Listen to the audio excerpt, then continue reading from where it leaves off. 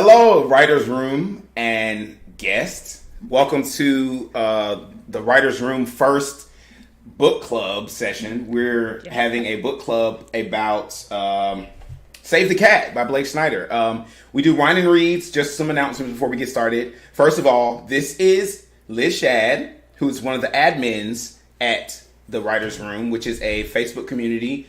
You can find us by searching the Writer's Room, but there's a few of them. So we're the one that's around like 630 something members. Also, you can find us by going to whoanellymedia.com, and there's a link at the very bottom of the first page.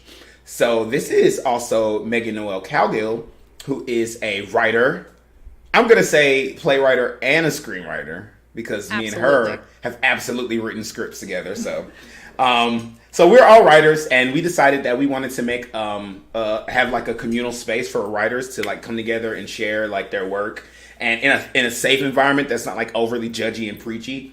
So we have a lot of peer-to-peer writing. In our group, we have writers of all what's the word I want to use? Experience level. We have like brand new, fresh baby writers, people who've been writing plays, directing plays, college professors, professional writers, all that stuff in there. So, you know, it's a great space to be. We do wine and reads, which is every Saturday at 6, where we have some sort of event just like this, where we talk about, where we either do a book club, we have live Q&A, we have live readings. If people want to have their work read, we'll have a live reading of that, and a whole bunch of fun stuff. So today we're going to be talking about Save the Cat, which is the book that we have been talking about. This is our first book club book. So we were talking about this for like 2 months so that everybody could buy their book. I know some people may have bought the book, some people didn't buy the book, but if you did buy the book, and I see there are people here watching with us and you're in the comments, as we go along, please let us know your questions, comments. If you want anything to say to add to the conversation, please do. So have you all read the first 2 chapters? What if I said no? What would you do? If you said no, I mean, we would have to. Live. You're here. Yeah, we're live. So we would just have to figure it out. No, yes, I did. You did? This is actually my third time reading it through. Really? Oh, wow. Yeah, I read it. Well, no, let's not set that standard at all. No, I read it once before I applied to grad school, and then I read it my first semester of grad school, and then now again. So. Did you like find that it's healthy to reread it? Is it helpful like that? I think so personally, because I think that as I grew as a writer, different things made sense to me and kind of resonated with me in ways that it didn't previously. Before, right.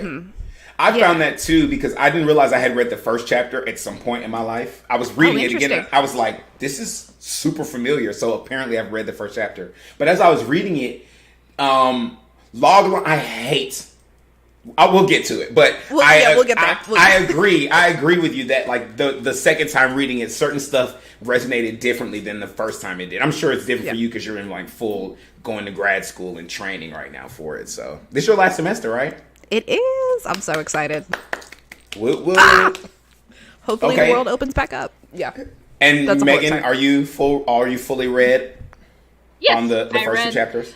I read them today. Because I'm a procrastinator, but I didn't. Me too, but I like, as I was procrastinating, I was like, but it's better that I read it today, so that way it's like fresh. Hey Brittany, hey Charlotte. I figured Charlotte was going to be here. I'm glad to have y'all here with us in the audience, viewing. Okay, so let's actually go ahead and get started. All right. I actually do want to start with the introduction. Okay. Going through the introduction, I always want to skip introductions, but I'm glad that I didn't. Because for one, you get this really intense sense that Blake Snyder's writing this for the purpose that he says, like specifically so that he can just share his knowledge. It's not really lectury, and you get this idea that he has such a respect for the art form of screenwriting, that he wants people coming behind him to also have their ducks in a row. And I really appreciate that, because it immediately gives you some sort of reverence for the art form, not just for the money and that half of it. It's really like the art form that goes into it. So I really enjoyed the introduction. What do you guys think?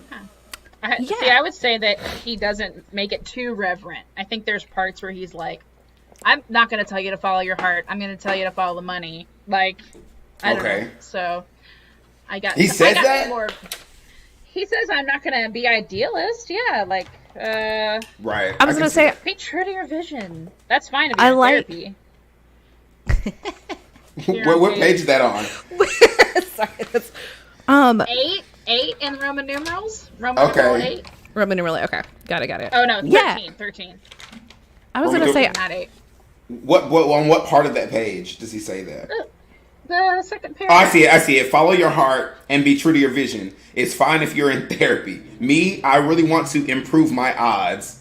Life is short. Okay. Liz, what are you trying to say?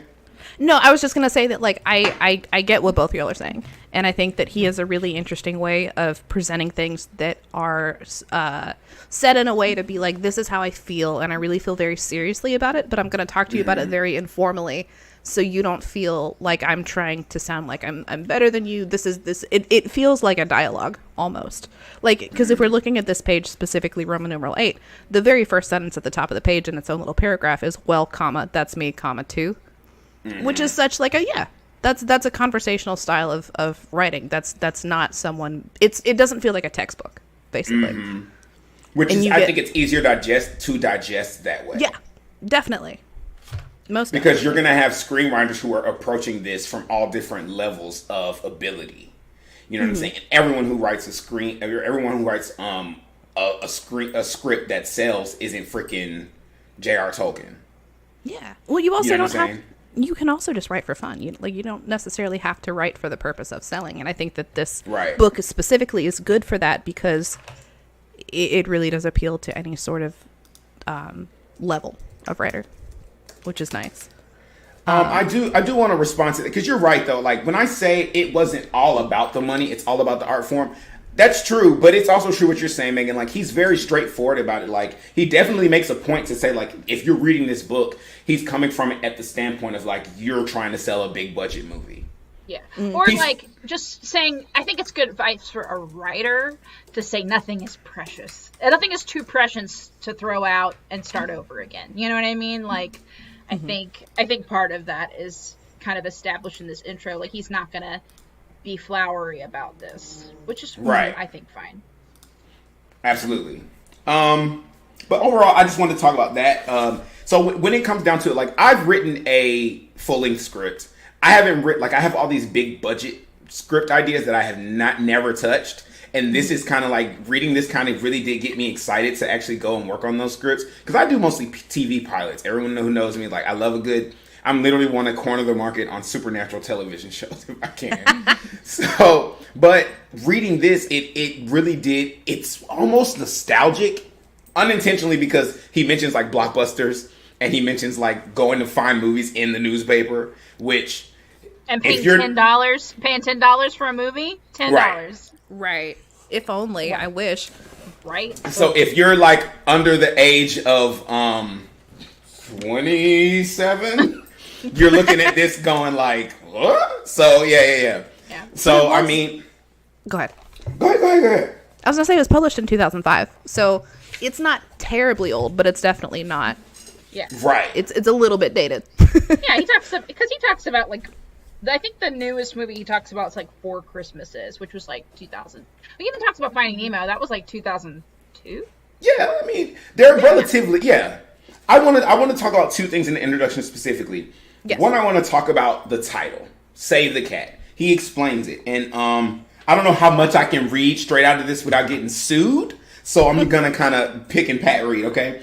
He says that the reason he comes to talking about Save the Cat is he talks about how all these really big budget movies end up not selling. And it's like, okay, you know how? He brings up the example of Lara Croft. Basically, you put all this money behind this movie and you wonder why the second one didn't sell. And he said it's because for all of you didn't make that character likable. And I actually agree with that. I love Angelina Jolie, but that character she was very boom, you know? And they said they put all the money into making her cool, but cool isn't always likable. And it's interesting because I immediately thought about John Wick, where even though he's very, somehow they made him likable. Which comes to the point of the title "Save the Cat," which is basically a scene. It's the scene where we meet the hero, and the hero does something like saving a cat that basically makes us as the audience like him.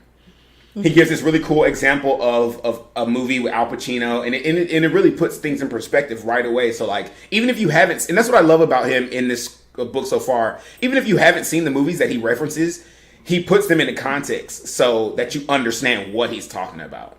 Mm-hmm. That is true. Yeah, I thought I was going to say something. No, okay. It like left me. That happens. Yeah. It is wine and reads, so like the wine sometimes gets. Oh, me and my Diet Coke are just. Uh-oh.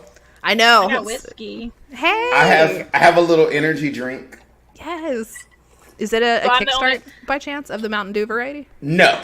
Oh, okay. No. You said that was. I had to put it in because I don't know if I can have the logo up. We're not getting paid for this, but I still don't. No. I don't take any risks.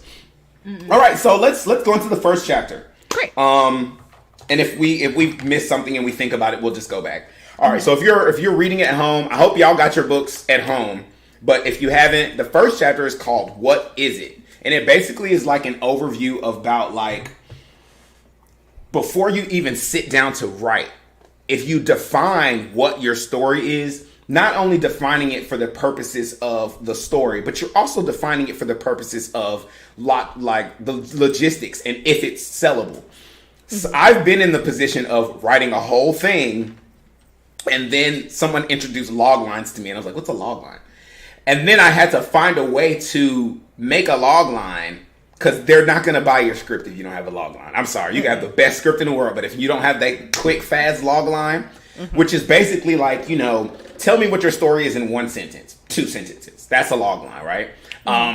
Three theater nerds get together and make a book club, and something like 3 sentences. Yeah, but it has to have irony in it, though. Yeah, but then he has all of these. But so he goes in depth about like what makes a really good log line, and then it's got all of these like markers. Mm-hmm. So, do you want to take us through them, Megan? The markers, or at least the first one. Let me find it. The log line from hell. That's the first marker, right? Wait, before you... look for the markers. Look for the markers. I'm going to say something. Okay, so essentially, the reason he's talking about this from all these angles is he actually approaches it from after the movie's been made, written, produced, and people are looking at the idea of like going to the movie. He's like, so what's going to make them pick your movie? Mm-hmm. That's what I really love about it. It's so practical. It's just like, now this is like after the fact, because people think about just getting the movie sold, but you don't want to just get it sold. You want it to be produced, because a lot of movies get sold, like scripts get sold and they don't get produced. Mm-hmm. You want it to get produced, and then you want it in theaters, and then you want it to be successful so you can hopefully get another deal, even if it's not a sequel, just another script. So he comes at it from that. Like if your script isn't defined, if you don't know what story you're telling, mm-hmm. even selling it to the audience will be hard, because they're going to look at it, the synopsis, and be like, I don't know what this is. I'd rather see something else. And even with streaming options nowadays, you still have a lot of stuff that's just sitting there unwatched. True. That's very true. And it's free. I mean, not free, but like Netflix, you have all these things that you don't have to pay individually for, and they're still not getting watched. Right. That's why they fight for the rights of the stuff that people keep coming back to. That's why all these networks have gotten their own. Like, Peacock happened. They took away Parks and Rec and The Office because they know people have their Netflix just to watch those shows. Mm-hmm. Well, and I think that also kind of plays into franchises as well. Mm-hmm. And when you have a franchise that's run for so long and it has market value in terms of product and retail product, as well as sorry, I don't know if you can hear my cat knocking on the door. It kind of plays into like the monetary aspect of it as well, and I feel like that also adds to why people are bringing back things that have long been standing, like Frasier being on Peacock and other shows coming back after a while, and right, it's an interesting thing. And I think that I'm sorry, go ahead. No, I'm just telling. I was letting you know I'm ready with the markers. Okay, when you're ready. I was gonna say did it just leave me? And I'm just drinking this little thing over here. What's it about to say? It's on page 6. So I guess whatever I was about to say just left my brain too. So go ahead, Megan. So the first marker is irony. You need to have irony to your log line. And what he means by irony essentially is something that's unexpected. So like Oh, I don't want to read directly from it. Right, I'm looking up some log line examples. So wait, what is it? Log line examples. I can read one for Die Hard if you want. I just wanted to find like a list of them online so that way they're just like open, so that way we're not getting. I really don't want to get sued. I don't have no money. I think you're allowed, as long as you're saying it's from this book and being like, this guy wrote it, not me. I think it's all right, right? Because there's a difference between a log line, a tagline, right? Okay, here's some log lines. So, okay, perfect. I was going to say, worst case, we can delete the VOD. Yeah, that's true. But here's a log line. After a simple jewelry heist goes terribly wrong, the surviving criminals begin to suspect that one of them is a police informant. So the unexpected element would be that there is a cop amongst them, potentially. Right. The irony, like criminals, and there's like these two things that innately work against each other. So that initially, without even digging into the depths of... Is that Reservoir Dogs? It doesn't say what the movie is. It just has the log lines. It's gotta be. I can't think of what else that would be. Right. But the idea is that immediately there's initially a conflict right away. Mm-hmm. Conflict. Boom. And it's just stated in the log line. And it's high. And what I like about this example is it's not only a conflict, it's a high stakes conflict. Mm-hmm. Like, it's not like Junior wakes up on the first day of high school and has a pimple. It's like, but I mean, I'm not. It's like a jewelry heist went wrong. Like, already. It's not even, they're trying to do it. It starts off a mess. So that's pretty good. But yeah, irony. So something unexpected. I mean, do another log line so we can find the irony in that. Okay. Another log line is, with the help of a German bounty hunter, a freed slave sets out to rescue his wife from a brutal Mississippi plantation owner. These are just Tarantino movies, because this is Look, the list is like, it's like a hunt. Tarantino log lines. It's crazy, because I literally just was like, okay, I'm going to count random number and read, and it just so happened to be. There's a whole, but there's too many of them for them all to be Tarantino. But the irony in this one is, I want to say the fact that it's a slave, a freed slave, and a German man, against a slave owner. Mm-hmm. I'm guessing that's the irony. What's another one? What do y'all think the irony in that one is? Well, I mean, the unexpected journey of having to, like, somebody having freedom and clearly a setting that they are enslaved. I mean, I guess that's the unexpected element for sure. Here's another one. Two imprisoned men bond over a number of years, finding solace and eventual redemption through acts of common decency. So I guess the irony in that is the bonding and then eventual reaching of and also the fact that they're criminals and they're being decent. They're criminals that are decent. Right. It's a story. It's a redemption movie about criminals, and then you know how society loves to paint criminals anyway. So, yeah. So I mean, here's another one. The lives of two mob hitmen, a boxer, a gangster's wife, and a pair of diner bandits intertwine in 4 tales of violence and redemption. I'm so sorry.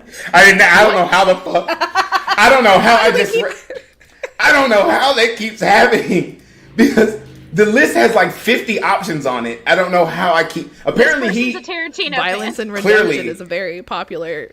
Yes, Quentin Tarantino apparently writes really good log lines. So if you need some help writing log lines, go to him. But the idea is that you see in these log lines, you see immediately, like, even if you're not exactly on cue with what their story is, as an audience member, you already have all these ideas of like, ooh, that sounds awesome. It's intriguing. It's stimulating to us immediately from the get-go. Well, so, and as you say that, a compelling mental picture is the next marker. It's the second tenet. That's true. Yep. Boom. Transition right there. Get it, Megan? There you go. Go ahead, Megan. Well, I was just saying, it's saying that a compelling mental picture. So, like that last log line you read, we already are imagining a very high stakes crime. There's going to be a lot of crime because all those characters were involved in a crime. So we're automatically thinking this is a crime genre. Read the log line again. The log line says, let me find it. No. Oh my God. No, I can't find Fiction. Diner. I know it is. The word was diner. Okay, got you. The lives of two mob hitmen, a boxer, a gangster's wife, and a pair of diner bandits intertwine in 4 tales of violence and redemption. So your mental picture is already, I'm going to be kind of seeing 4 mini movies in one. But they intertwine, and that's cool too. So you know it's not one of those like vignette type movies. You know that there's some sort of way that they're connected, and you can see hijinks in there. You can see, and what I love about it is even in that, like, I find sometimes it's really hard to make a log line out of something that's so expansive. I love how clean and neat this is because it gives you so many elements. You get like buddy comedy in this. You get like high stakes danger. You get like I don't know. The Mobster's Wife gives me sort of like, maybe I know the movie, but it gives me like this kind of almost delicacy, but roughness in there too. You know what I'm saying? Like the idea that it's not the mobster, but it's the Mobster's wife that we're focusing on. Right. These ideas, and it gives you so many different elements all in that one sentence. That's just one sentence. So before you start writing, that's what he's saying. Like if you do all this before you start writing, then, and having done it backwards, I agree when he says this. Like if you write something and then you go find your log line, you're going to rewrite what you wrote. Absolutely. And it's going to get better. Yeah. Well, or if you try to make your log, this happened to me, if you make your log line after the fact, then you go through so many iterations of that log line, then you no longer are interested in what you've already written, and therefore you have to reshape the other thing to kind of fit this end product that you've come up with. What I think about the most is the prophecy, and I could talk about because you both have had hands on the prophecy, because that's what I think that's the basis of what changed. It's a pilot, but in figuring out the log line, it helped me because the story didn't change, but it definitely helped clean my pilot up to where my pilot had one clear, very straight through story, and it was easy to say, well, this is what this. And instead of telling the story of the whole series, I'm telling the story of like what you're getting in the pilot. Which just clarifies that altogether. I was gonna say, oh, you just clicked on it. Go ahead. Go ahead. Say what you're gonna say. No, I was gonna say we received a comment from a Facebook user whose name I can't see, but that's okay. That says, when Snyder describes a group of friends reading out log lines while trying to choose a movie to see, that was the grabber for me. The decision to see a movie or play is based on a short, punchy description that would cause a potential audience to say, yes, that sounds great. I think a common Go ahead. I'm sorry. I was just going to jump to the second half. That I like it that he proposes to write the log line before you write. Before you write the script. Absolutely, it gives you that trajectory. It gives you that hook that you're going to use to draw your audience in, and it keeps you on the same through line as you're going forward through all of your acts. And I think that sometimes the misconception. Yeah. Misconception. Yeah. The misconception is that like somebody. And it may be true, but like the person who's writing, like somebody else writes your log line for when it's being consumed by the people directly. And I think a lot of times that's might be true. Like when I'm saying like the person who's writing the newspaper generally back in the day would write that part of it. Or like the person who, you know what I'm saying? But that doesn't mean that you don't need to write one, because that's how you're going to sell it to the most important person, the person who's going to put money behind it. Right. So, and like I said, it also gives you a clear roadmap. Okay, Megan, what's the next one? Audience and cost. So who's it going to appeal to? How much is this going to cost? And that should be apparent in the log line. You need to sense it. Like, he gives an example. Oh, well, can I discuss 4 quadrant? Because I literally just learned what this is. Absolutely. So 4 quadrant. I'm taking a marketing class right now, and I'm super excited that I finally understand this phrase because I've heard it for so long. So you basically you make a little cross. You got quadrant 1, quadrant 2, quadrant 3, quadrant 4. Okay. 2 columns, 2 rows. First 2 columns, male, female. This was created back before non-binary was more of a thing, and so it's a little bit exclusive in terms of that. So, but it is the way that it is being taught. So I'm just gonna proceed forward. But just know I would prefer it to be non-binary. But male, female, and then over 25, under 25. And those are your 4. So male under 25, female under 25, male 25 and over, female 25 and over. And those are your quadrants. And so when you're building your film and trying to figure out the prices of it, as well as who your intended audience is, you want to either get as many of those or hone in on one of them as much as you can. because those are your audience separations. Yeah, like, so if you like worked at Disney Junior, you would be definitely aiming for that quadrant of like under 25.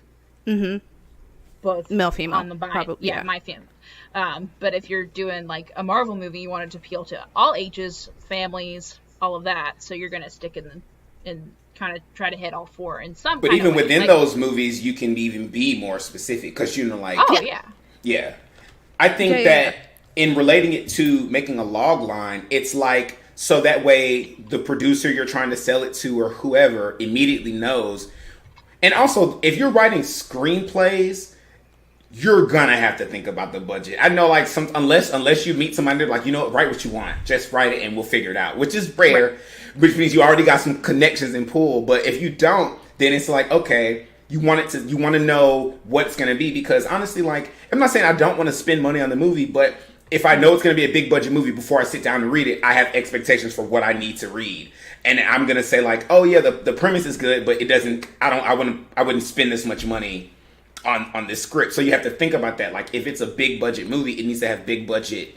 What are the things? The quintessential things of a big budget movie. That yeah. So essentially, like, if you're doing like a log line and it says something like, a man on his day off, after being fired on his day off. A man and his best friend spend their day escaping a drug dealer and a neighborhood bully, right? Right? But it's a drug dealer and neighborhood bully. So we kind of get the idea that this is all going to happen in the neighborhood. So that tells us a lot immediately about the budget.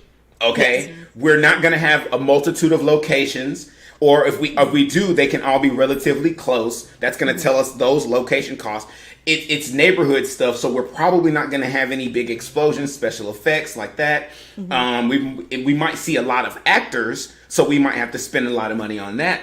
But then that doesn't necessarily mean everybody has to be Oscar winning, et cetera, et cetera. But if I say the premise is like a naval jet pilot that goes on a mission to Russia to stop a spy, you're going to have to... Before the nuclear bomb explodes. Yeah. Yeah. Then okay, that's going to cost a lot of money. And there's nothing wrong with it costing a lot of money. Just make sure that within your log line, it narrates that to whoever you're telling so that they know, okay, this is what I'm buying into. I would also recommend, just personally, as a newer writer, not trying to write expensive scripts. Personally. Don't write Star Wars. Don't be like, I have to. If you really, and I know someone's gonna watch. I know, Daria, you're one of those people that's like, lose. That's literally all I write is expensive stuff. No. But I think there's a difference between. I think there's like tiers of expensive films, and I think that, like, because you are delved so much in supernatural fantasy. That has the potential to be not as expensive as like a pyrotechnic, because it's CGI. Essentially, right. It's a green screen. And it's also post. Go ahead. The designers are going to get to decide what the magic looks like. Yes. So it can just look like, especially when you look at like the Star Wars movies, Episode 4, A New Hope, the Force does not look fancy. It is literally like a guy going while he's getting choked. Right. It's all relying on the actor. So. My general point is, don't write a Michael Bay movie as your first major feature. I can agree with that, yeah. Or something, because it makes you, it doesn't look good. If you do write and I'm going to say this, like, the script I wrote first is not the script I'm trying to sell first. The script I wrote first it's not that expensive, but it does have more expensive elements. It's got a lot of locations. It's got magic. It's got fight scenes. Choreographers. So that's not the script I'm going to sell first, especially because if that script is done, I want that one to have as much money as it possibly can have. So I write a lot of other scripts, try to sell those, get my name out there, get connections, and then, once I'm like, hey, by the way, I got this. My baby right here, Yes. But I do agree, you have to be cognizant of that when you're deciding to write these things there's the dreamer in us and the artist in us, but then you have to marry that with the logistics and the finances. And if you do that, it seems like the people on the financial end will actually thank you for it. And it'll show a lot of insight and research and time and effort that you took beyond just sitting down to write the script. And if nothing else, it can be a fun exercise of like, how can I write the story and keep the same level of creativity in what I'm trying to do, while also maybe keeping it to 2 locations that are along the same street, or maybe not having any stunts, any major, I don't know, like a giant thunderstorm in the middle of an ocean, like Yep. anything. Liz is basically telling me to stop writing scripts. That's not what I'm saying at all. Listen, No, don't you dare. listen, because there's literally a huge thunderstorm fight sequence. Anyway, He falls off a cliff. Right. Yeah. No. There's literally a scene where there's a big thunderstorm and the guy gets dropped off of a massive cliff into the ocean. I did say that, but I'm just saying. That's different. But again, that's not what you're leading. That's not my leading That's script. true. That's not your leading script. I'm just being funny. I'm just being funny. I know. Okay. What's the next one, Megan? A killer title. A killer title. Mm-hmm. Yeah. Which, that's true. If a movie doesn't have a good title, forget it. I am the worst at writing titles. I really Blake Snyder goes crazy about this one specific title, and I cannot disagree. Granted, I've never seen the movie, but I think the title is so on point with what it is. Legally Blonde. Oh, I thought you were saying, okay. Yeah. He gives Seen these. that movie? I've seen bits and pieces. It's not my type of movie, okay? But I love Reese I Witherspoon. think you should watch it. It's just not my type of movie. You know, I don't really like. First of all, I don't like romantic comedies. It's just like, oh, they're gonna get together in the end, and I figured that out in 5 seconds. Anyway, But it's not about that. It dissects that a little bit. Just you should watch it. But what about the musical? Anyway, Okay, that's fine. but Blake Snyder gives all of these. He gives all of these other examples of what that title could have been, and I really like that he does that, because it's like when we see these movie titles, we just accept them as audience members. We don't think like, if this was titled something else, would I have gone to see it? Legally Blonde is smart. It's concise. It's very to the point, but it still gives you it still allows the viewer and the person receiving it to their mind to wander, right? But then you have this: Barbie Goes to Harvard. Would you have seen that movie as quickly as you saw Legally? It doesn't seem as smart, to be honest. It doesn't seem smart. It doesn't seem intelligent. Because the idea is that she's blonde, but she's actually pretty astute. That's the whole point of the script. Then you have another one: Airhead, a Parent. Totally law school. They all sound like no flex or no shade. They all sound like low budget versions. Yeah. And they like feel that way. YA novels.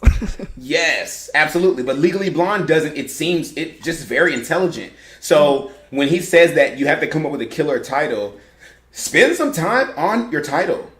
Spend some time on it. Like I have one title that I always want to change, but I don't think I'm ever going to change it. But but all of my other titles, I really like them. You know what I'm saying? Like, I have this title. It's called Flirting with Destiny. It's actually we're doing a fundraiser 24-hour live stream on Wednesday to raise funds so that we can film Flirting with Destiny. But it's like this modern day show about this woman dealing with her horrible love life. And then she gets and her name is Destiny. And then when her relatives gives her this magical item that grants her some these interesting abilities, which we'll save that. But the idea is that it kind of has that title. It's very short. It's very concise. I spell the with instead of WITH, W/mark. So that way you get that it's current. You get that it has the destiny parts of it. And then you get that it's about dating, but it's also about this whimsical, funny thing. You want to try to pack as many elements of your show into a concise, nice little title as you can. Another example. Kind of I was going to use your example, by the way. Megan wrote a play called Belly of a Whale about this guy who's struggling with addiction. But it takes place in the belly of a whale, right? So it's it's metaphorical and it's also incredibly direct. So I think a killer title is absolutely important. Mm-hmm. I think that the spelling thing is also interesting that you brought it up, because you think about the movie The Witch that has 2 V's. Oh yeah. It automatically makes you go, this is going to be about back in the day before W was a thing. You know what I mean? Right. I don't know. It's just very it's just called The Witch, but it's so stark and it literally is about a witch. But and it makes you think about that.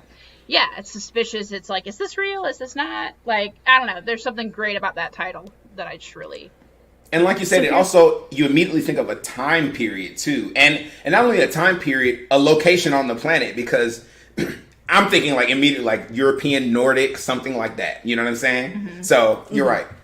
It's like New England, but yeah. Question for y'all. About this specifically. Do you find that you, in terms of watching movies, if a title is longer than 2 to 3 words, does it turn you off? Because a lot of the things that we've used as examples tend to fit within that range. And like for me, the movie Portrait of a Lady on Fire was one of my favorite movies from last year. I thought it was fantastic. Mm-hmm. Longer title. A lot of people that have heard it, that I've talked to about it, that have not seen it, have been like, I don't know, that sounds like a long title. And I'm like, but why is that a deciding factor? So for you guys, does that affect you, the way that you view things? Or do you feel that it's just personal preference? Well, before I answer that, I want to, Charlotte asked the question, my title of 9 elevators in 3 hours, how does that sound? What is it about though, Charlotte? So give us a little more information and we'll talk about that title. But I will say, I've read her script and that yes, that for your script, that does fit because that's literally what it's about. It fits, but does it tell us what it's about?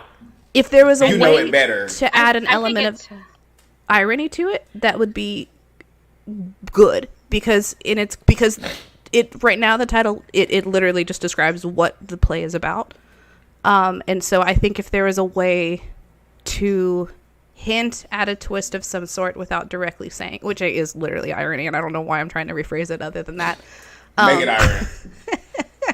But yeah, I think you can keep that as a really good template and then kind of play off of it to see what might be a little bit more elusive. What were you gonna say, Megan? I was just say it doesn't turn me off as a title for sure. Makes me wonder if there is a more concise one potentially, but again, I don't know what the play's about. It automatically tells me it's probably pretty farcical. Just because I can see. I would say that's a lot of opening and shutting doors. You know what I mean? That's a lot of ding, bing, boop, bop, bop, bop. It does make you think about like something farcical. I would say this is what I'm going to be honest. I think your title. I haven't read the script. I think sometimes I haven't read the script, but I think sometimes with titles like this, when they're so direct, if this title doesn't also have something to do with some of the themes of the play, then I think, or is it a play, right? It's a play? Yes. Liz? If it doesn't have, I think if you can find a way to have a title that is direct, but also hints at some of the themes of the play, like when we talked about Belly of the Whale, the themes of the play are literally being overwhelmed and oppressed and trapped. So it kind of fits because it's literally in a belly of a whale, but it's also massively about the themes. So just a suggestion, I would say find a way to find a title that does both of those things. If this does that, then ignore everything I just said. So back to Liz's question. I personally think shorter titles are always better. Every movie that you can think of, with the exception of colon titles, right? Being Spider-Man Far From Home, but with the exceptions of that, every movie that has like in the list of top 10 all-time selling movies have short titles. Well, if you're talking about selling, sure, but if you're talking about like critically acclaimed, there's like Girl with the Pearl Earring, There'll Be Blood has more than 3 words. I'm not saying like 3 words, but it needs to be just like. And especially when you're thinking about terms, when you think about the time. What are the words when it's like the articles? Articles don't count. Yes. Okay. True. Like those like you said, girl with a pearl earring. That's what it is. Mm-hmm. Girl with girl pearl earring is really. So it's really girl pearl earring. You know what I'm saying? I mean, it's the name of a painting. It's the name of a painting. So. Plus next time you see you like girl pearl earring. That's hard to say actually with the, but you get my point. It's like these titles are really short, like Brokeback Mountain, The Hulk, Goodfellas, The Godfather. These movies that are like classic films, Liar Liar, Rain Man, Dreamgirls. Those are the movies that are just boom, boom. I can't think of many movies that have like the greatest story ever told. That's like one movie that I can think of that has like a long title that does well. But I think most movies, they do try to make them concise. my personal preference is that they are concise, because then you also, I think about when I'm writing, I always think about the water tank moment. What do you mean? Whenever I'm writing, I always think about what the conversation is going to be amongst the people who've seen it after they've seen it. Gotcha. That's what you mean. Okay. And if the title is the water cooler, yeah, the water cooler. And if the title's a mouthful, then I think it's actually off-putting. People aren't going to want to talk about it, I don't think. Or they'll but like... In the age of the internet, we're like, you never typed in Lord of the Rings, The Fellowship of the Ring. You did LOTR. That's true. FOR. You know. But that already had a built-in fan base. That's true. Yeah. Actually, Okay. that's funny, because now that I'm thinking of every extended title, most of them are based off of other IP. Books. Mm-hmm. Yeah. Master and Commander, The Far Side of the World's not based on anything, but it's got a colon in it. So if you're just talking about it, you say Master and Commander. You don't say Master and Commander, The Far Side of the World. Right. But it's part of the title. One of these days, I'm going to write a script that's made of entirely articles, and you're not going to go to There's no way you're going to be able to ever write you can't even think of a title right now that's all articles. That is of. And a the. And of the. So I'll be like, I'll be going to people, hey, have you seen? And of the. All right. What's the next one? The next filler? So, like, what is it? It's you and your what is it? So I'm essentially, it's like, kind of saying, let's see. Yeah. Mm-hmm.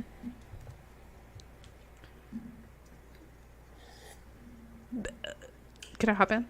Yeah. Yeah, top in. I don't know how to describe the what is it factor other than it should be what it is. Your log line should say what it is. Is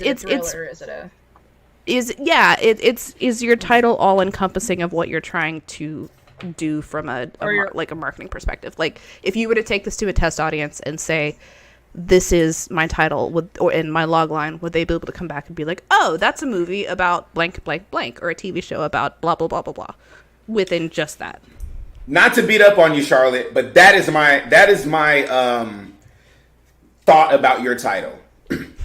When I hear your title, other than the fact that it could be a farce, and I'm talking about like a girl with a flea in her ear type farce. Flea in her ear. Yeah, like a straight up, like elevators are opening, closing, like a super farce.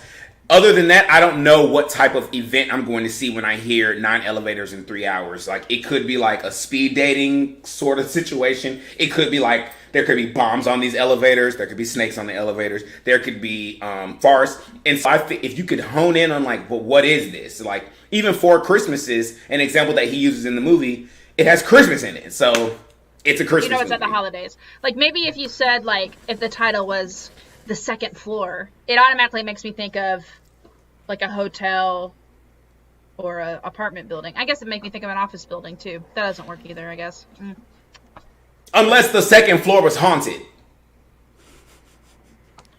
But I'm just saying, like, if you could find a way to like immediately let the viewer know this is a scary movie, it's an action movie, it's a comedy, it's a romantic, like whatever, I would try that. Okay. Cool. Test marketing example. Yes. Who wants to talk about that? So here's a question. You have an active project. Do you want to test market it? Which I have literally like 12. I know, that's I left that ambiguous on purpose because I didn't know which one you would want to like actively talk about publicly. But which one are you thinking? Because there's clearly one that you're thinking about. The Prophecy, just because it's already been brought up. The Prophecy? How test market it by saying the log line? Yeah. Let me go find the log line. No. I'm gonna find the log line. That I came up with. But it's not my favorite log. I think I do like this log line. Okay, The Prophecy. A seemingly normal young man has his world upended when, on the anniversary of his mother's death, a hell spawn resurfaces, hell-bent on collecting the young man's heart. Yeah, that works. I like watch that. You get an idea. Yeah. That literally took 11 years. I'm not flexing. I started writing The Prophecy in 2010, and this is probably like the 7th log line, but that is the log line that I have in The Prophecy. the idea, and that's why I put also the prophecy in the title. I really go back and forth with that title because it's so like the prophecy, right? Mm-hmm. But the prophecy is literally the entire series is about this. Like even the very last episode is all about the prophecy. So I don't know what else. I was going to make it about the main character, but the main character is only the main character for the first season. So that's why I went with the prophecy. And also without putting that in the log line, you understand that the prophecy is a big part of it. So with the title and that log line together, you really do get the idea of every single thing that's involved. There's magic, there's demons, there's the mother's death, which is a huge part of it. There's the prophecy, and then there's like this ordinary kid being thrust into this whole other world of stuff. Yeah, you get your central conflict, inciting incident. You get your relationships. Yeah, no, I like it. It works. Yeah, it's really good. It's really good. I was not trying to put you on the spot. You say the anniversary of his mother's death, and if I recall, she died in the script a few years before that, or is it just 1 year before that? It was a few years. I would say the 5th anniversary of the mother's death. You would say the actual anniversary. Yeah, okay. I can see that. Yeah, because it wasn't last year. Like a long, like because that kind of ties into the prophecy too, as if it was foretold in the future. Mm-hmm. Got you. I agree with that. That's insider knowledge, everybody. That's insider knowledge. Okay. I have another log line. You want to talk about it? Absolutely. I'm gonna. We've got some people on Twitch being a little bit of trolls, so I'm gonna block them out real quick, and then we'll hop back in. Keep going. No, I am gonna. I got it. No worries. Look, Twitch people. Look, Twitch. I love Twitch. We're literally doing a whole 24-hour live stream for the Twitch people. So, it's not just for Twitch people, but it's specifically like geared towards Twitch people. Thanks, Thomas the Ginger Cat. You're awesome. I was going to say thank you, Thomas the Ginger Cat, for coming to our rescue. I appreciate You're dope. it. Big Papa has L. A ginger cat on it. It has a ginger cat. There you go. It does. Big Papa L, you're free to your opinion, but we highly disagree. Yes. If you're just joining us, just to give a little context, I guess some people are just joining us. We are the Writers Room, which is a Facebook community. You can find us by going to Wonelli Media. Nerds, huh? Yes, you're right. We are nerds. Sorry. Are we screenwriters? Actually, we're not. Well, yes, we are screenwriters. Yes, that's our group is about essentially. We are writers. All of us do different types of writing. Meg start with playwriting. We started with screenwriting, but the group has novelists, comic book writers, graphic novelists, all that kind of stuff. So if you want to head over to the group on Facebook, you can go to wonellimedia.com, scroll all the way to the bottom of the page. There's a link so you can go to the Writers Room. And if you ask to join today, we'll just go ahead and add you. We have events like this every Saturday. Every Saturday at 6, we have some sort of like live screen reading, or we have some sort of talk back, live Q&A. We've had playwriting seminars. We have anything and everything. It's a peer-to-peer writers community. And we're all nerds and proud. Thank you. Yes. Okay. It's the right movies. Okay, so what we're going to go to now, we're going to go back to test marketing sample. So what part are we on? We're on chapter 1 if you have the book and you're reading along with it. Our next point is the death of high concept. Our next, section. So we were talking a little bit about high concept before we started streaming. Do we want to hop back into that discussion a little bit? Go ahead, please. I was saying that in class we've also been talking about high concept stuff, and I, up until this point, have generally misunderstood what high concept meant. To me, high concept was something like Lord of the Rings, or something that was just at a higher thought process, right? Than like you your have to average. Interpret it. Yeah. And that it is, or like The Matrix, or something that is highbrow, I guess is what I confused it with. Mm-hmm. Whereas high concept is more of can you describe it in a way that's very concise and very simple. So like I think Knocked Up is an example. A woman gets pregnant on a one-night stand and falls in love with the man she's supposed to have a baby with. Period. Very high. Yeah. So when I hear high concept, I think more like, I thought high concept meant basically like Star Wars. Right, like big, like massive, an idea. I mean, but that is Disney princesses. But I'm thinking like epic, large scale, Lord of the Rings. Yeah. Like that's when I hear, because it's high in concept. So I would think, high stakes, high fantasy, high something, and then the concept is a huge part of it. But I get what you're saying. I always thought it was like cerebral, like things that make you think, like being John Malkovich or right. Movies that you can't really quite put in a box. That's what I used to think it was too. I can see being John Malkovich as a high concept too. Yeah, but I didn't realize that high concept was like the term itself is derived from Jeffrey Katzenberg at Disney. It says Jeffrey Katzenberg and Michael Eisner, while they were running Disney, they coined the term as a way to describe a lot of their projects. Which makes sense, because if you think about Disney's whole thing, like you can easily describe those movies in a sentence or two and you know exactly what's happening. Yeah, they're very good about that. Oh yeah. Okay. Yeah, that's interesting. So he said the death of high concept in this book, so I don't quite remember. In my opinion, thinking high concept. Well, in this part of the book, Blake Snyder goes on to talk about these two ideas that I really want to discuss. He goes on about talking about test marketing. Test marketing is basically what I just did, where you tell your concept to people and hear their response. Would you go see this? Is this interesting to you? And it's funny because the prophecy concept sounds a lot darker than the first episode actually is, but it definitely hints toward how dark the rest of the series is. So I said that to say, for a long time, I would have never said my concept out loud to people. And he actually says in the book, he says, I have no fear that anyone will steal my idea, and anyone who has that fear is an amateur. Right. I want to discuss that.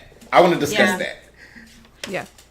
I'm going to go to Liz just because I feel like, you're around other writers more often, literally discussing your ideas. So how do you feel about that statement? To be fair, I got distracted by chat and Twitch. Will you restate Don't worry about them. Don't worry about the chat and the Twitch. I know. I'm about to exit out. Don't even worry. I'm sorry. Let I was them have paying their attention fun. to that and not listening. Y'all keep talking. So will you restate that, which I'm supposed to be paying attention to and commenting on? So Blake Snyder says, I have no fear that anyone will steal my idea, and anyone who has that fear is an amateur. Oh, okay. I agree and I don't agree, if I'm being honest. I do, as a person, I believe in collective consciousness. Just as I just do. And so I think that it is possible for one person, I think it's possible for two people within the same time span to have the same idea and then one of them take it and run. The woman that wrote Eat, Pray, Love, Elizabeth Gilbert, also wrote another book called Big Magic, which is all about creative thoughts and creativity and how she believes it personally works in the concept of collective consciousness. So right. It's an interesting read. I don't fully subscribe to it, but I think she has a lot of really great points. And so with that, I try to be really careful about what I talk about publicly versus not when about anything, but also especially about writing projects, because if it's not registered, then I would be really, really sad if it got picked up by somebody else. Right. But I think that also for me stems from a general lack of trust of a lot of people in the world. I understand what he's saying, and I understand his general point. I don't think I necessarily agree, but I don't think that that's to say that everybody should be as distrusting and as protective of their stuff. Like, I think in terms of like the writer's room, I think that's a great thing. People share your ideas. You can have them read out loud. You can get feedback, because that's how you grow as a writer. Right. And so I think there's a difference between sharing your ideas with people that are in like your circle versus maybe going on either Twitch or a Facebook Live or an Instagram Live and being like, hello, everyone in the entire world. This is my current set of concepts that I am working on. Please don't take them. Have fun. Well, he wrote this in what? We said he wrote this in 2005. That was before. Yeah, published 2005. I mean, that's before TikTok existed, Snapchat, I was going to say, that's Instagram. Because Facebook was... Hold on, let me look this up. Facebook While you look at 2005. I did want to say this. Yeah, it was 2005. I want to say this, though. Like, for me, I think because this is not the first time I've heard this. I've heard this other places as well. I think what it did for me was it opened up the reality that I need to find... It was because it was all in the logline mentality. I need to find a way to talk about these things with people that doesn't give away the oomph of my story. Because, like, even in my story, like, y'all have read the prophecy. Half of the awesome stuff about prophecy is nowhere even in that log line. But it's still interesting enough. So it made me fine-tune and hone my logline writing skills. Because I was forced to find a way to still make that logline interesting without giving away the stuff that makes this script. Like, if you took everything I just wrote, I could rewrite the prophecy with the story still being the same. And then all the really juicy stuff, you're not even getting into it. So that's what it did for me. That's why I'm glad I heard this, because it really made me really like learn how to get to the meat and bones of what my story is, the interesting meat and bones, without necessarily giving away all of the spoilers. Because if you think about it, especially today, everything is binge worthy and spoilerific, right? But these shows are still getting sold and picked up. So they have to be out there talking about these shows to multiple people, multiple places, without having these shows stolen. How are they doing that? Right. Okay. Lawyers. Probably for the bigger stuff, lawyers. Oh, yeah, which amateur writers don't always have lawyers and stuff. So. But you have the WGA, and you can register your projects there, especially specifically for screenwriting, and that offers protections. I always say get it registered. Always say get it registered. Oh yeah, it's just better. Get it it's registered. Just CYA. So how do you guys? So we're kind of at the end of the first chapter, and we're going to move into the second chapter. So thoughts on the first chapter, Liz?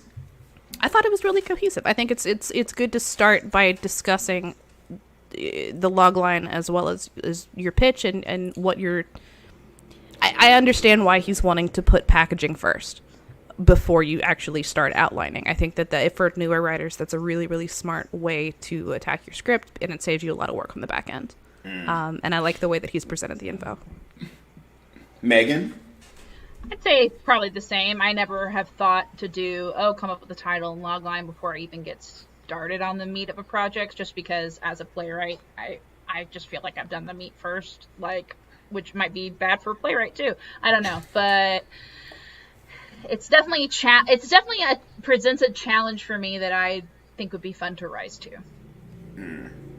For me, I agree as well. And I think the biggest part of it is that it teaches us to slow down as writers. Because I think a lot of the times we let that overzealousness that we have, I think that causes burnout. Because we have this great idea, and then you get to this point where you're like, I don't know what to do. But doing these initial steps first actually makes it to where once you sit down to write the script, it's actually so much easier, and it just kind of spills out of you. That's my personal take on it. So I really appreciate that he wants you to start with, even the second chapter, it's not even about starting the writing. It's all about knowing what you're writing. And once you clarify that, I assume in the later chapters, it's just going to make all that work easier. So if you have the book at home, Save the Cat by Blake Snyder, at the end of the chapter, he has a summary, and then he also has, and the summary is like the components of a logline, irony, a compelling mental picture, make sure it entails the audience and the cost, meaning who it's targeted toward and how much it'll cost. Not emphatically if you're just joining us, but hinted. And then also a killer title, meaning your title needs to be something that's interesting, also relevant, and that makes people want to come see it. Is it like the inspector calls? What do you mean by that? What do you mean by that? As far as help me understand what the question is. Okay, so and then at the end of the chapter, he's got exercises. Now, do you guys want to try one of these exercises or no?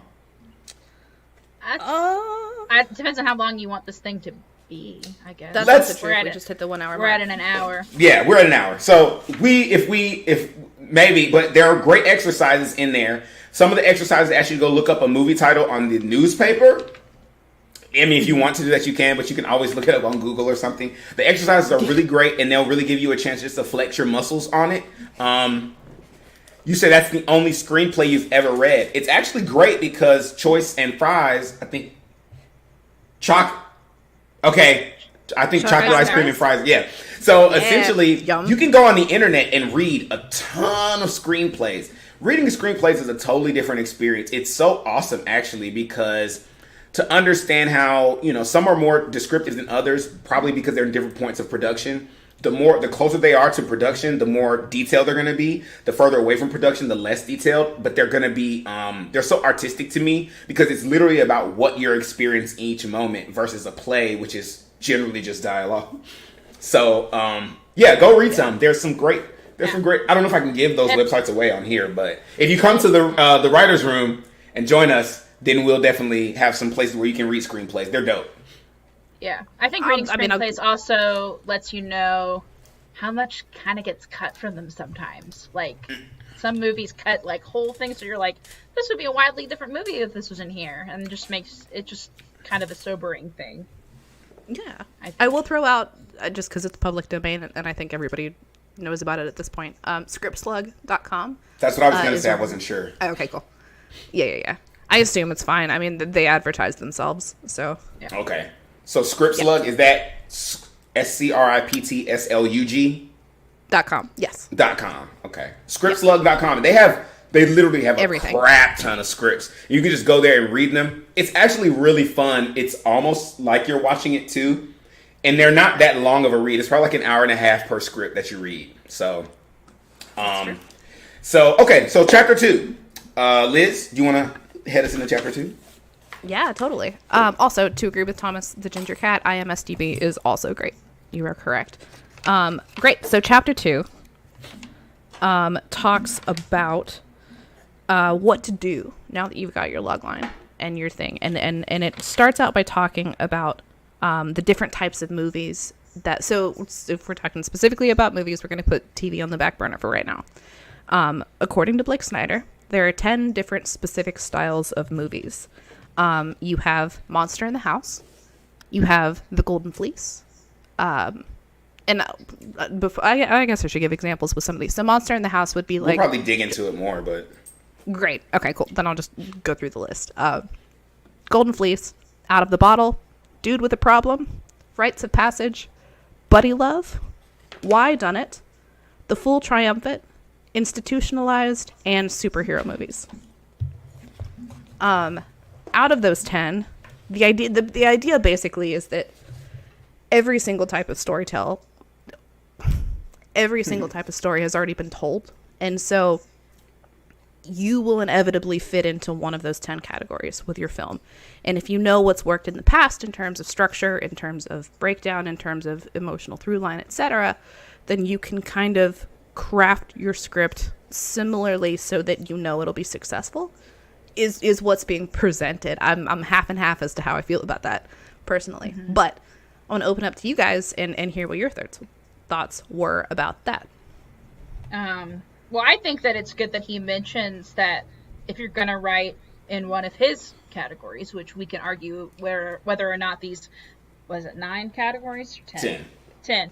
And one of these 10 categories are the end-all be-all of categories. I think it is great advice to familiarize yourself with other movies in that genre. If you're going to write a mafioso movie, you better go out and watch every mafia movie that is worth its salt. You know what I mean? Like, that's just my opinion. You should go out and watch The Godfather and Goodfellas and The Departed and the list goes on and on because there's tons of those movies. But if you're not familiar with every kind of movie, because Goodfellas is a comedy, right? And then The Godfather is very much not. So I think that's good advice. I think that's all. Essentially, I think I love this chapter actually because it's almost what I liked about it, because at first I was like, ugh, you're telling me that my film has to fit into a genre. But then reading how he breaks down the genres, and it's not just typical romantic comedy, thriller. There's so much, it's really about the story, not the other parts of it. Like, the story that's being told. Is this the story? Is the story about a superhero? And what I loved about him, I'm gonna use that as an example, like his superheroes were, one of the superheroes was like the guy from A Beautiful Mind could be considered a superhero. Yeah. You know, it wasn't all like you would think superhero, you think Spider-Man, but it goes into like, no. Here's the story of what a superhero is, and here's all the different ways that story has been told. He also opens up and says, you know, I could be wrong. There could be more genres than this, but the idea is that you need to know what story you're telling, which is which he's repeating in this chapter and the last, and then you need to make sure you're not telling a story we've already seen. So once you know the genre, once you know what are the rules, then you can break them. And I really like that, because when you're writing, we're gonna respond to this in a second.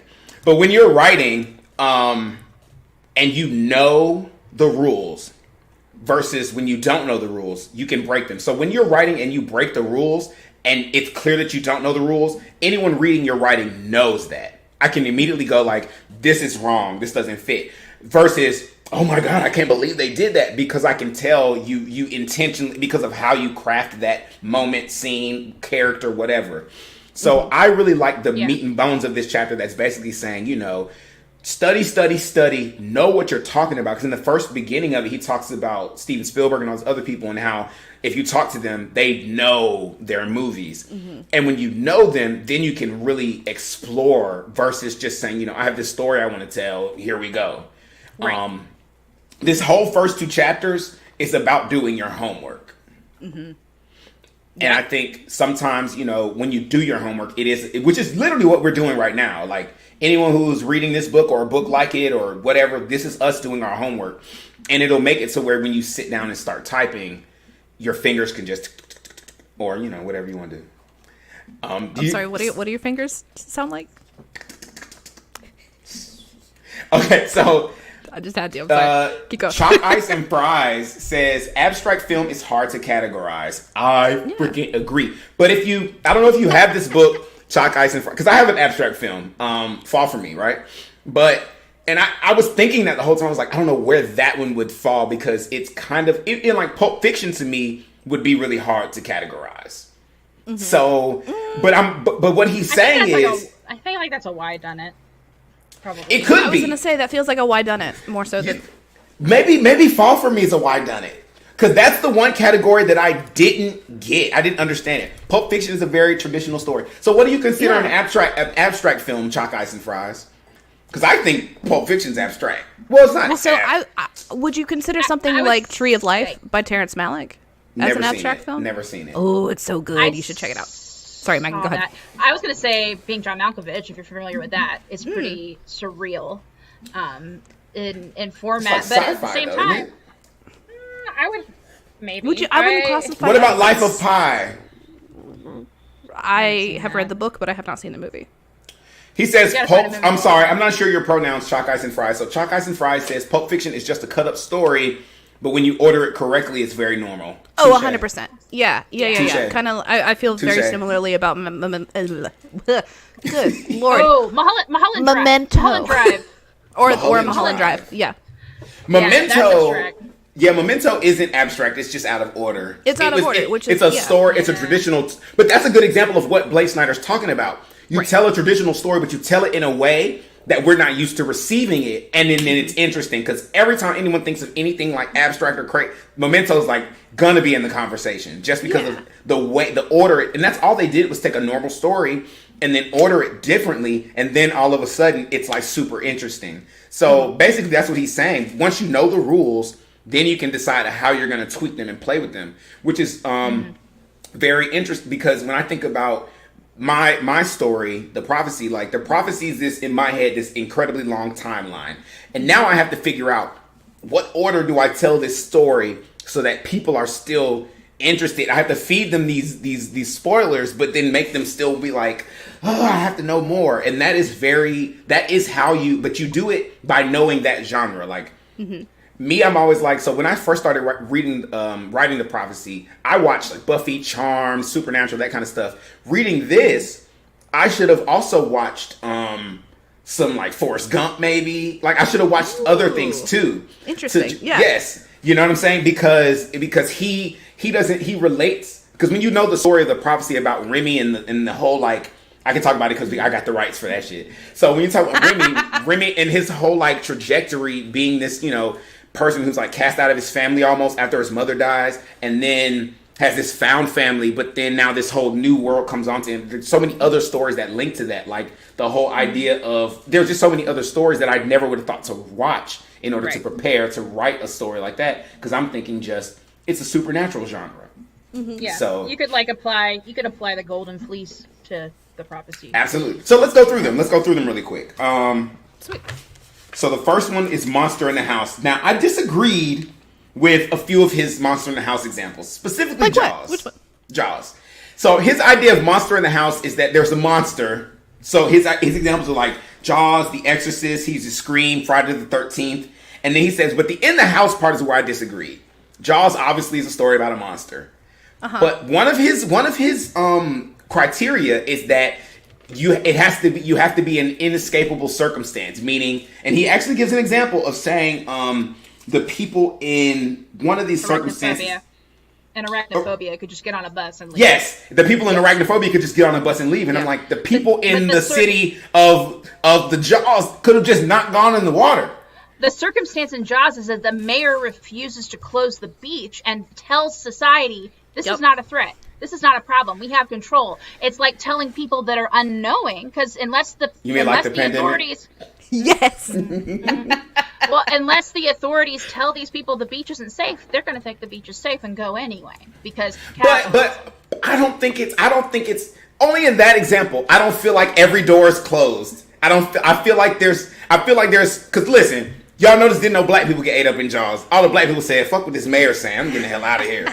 You know what I'm saying? It's a real white movie, let's be real. But I get what you're saying. But other than that, he gives these criteria for what it means to be a monster. Then where would you put Jaws? Because there's no denying Jaws is good.